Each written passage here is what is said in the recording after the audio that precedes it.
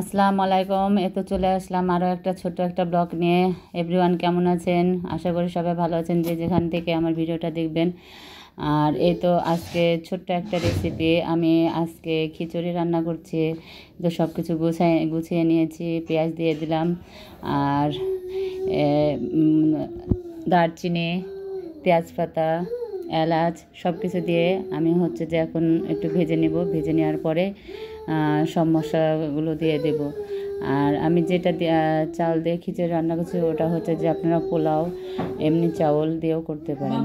তো যাই হোক, আমি খিচুড়িটা রান্না করা শুরু করে ফেললাম।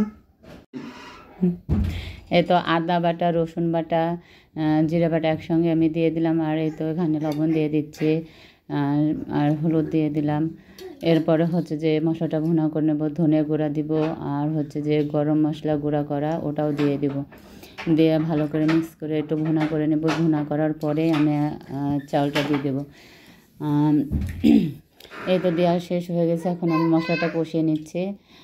কষিয়ে নেওয়ার পরে হালকা একটু পানি দিয়ে আমি ভালো করে ভুনা করে নিলাম।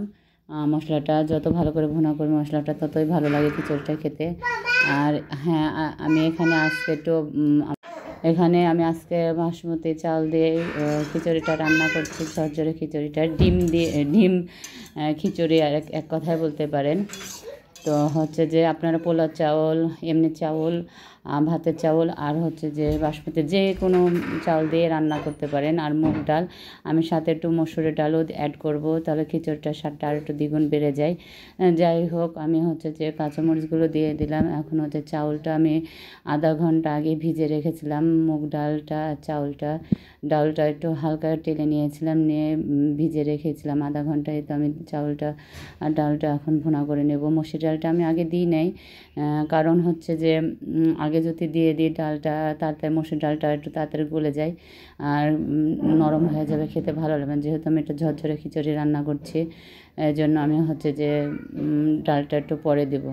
তো যাই হোক, আমি এখন মসুর ডালটা অ্যাড করে দিলাম। বেশি না, 1 মুঠোর মতো ডাল দিয়েছি মসুর ডালটা। তো আর একটু ভালো করে ভেজে নেব। ভেজে নেওয়ার পরে আমি এখানে পানি অ্যাড করে দেবো। আর আমি ডিমটা আগেই করে রেখেছি, যেহেতু লং ভিডিও হয়ে যায়, এ কারণে আমি ডিমটা দেখাইনি রান্না করা।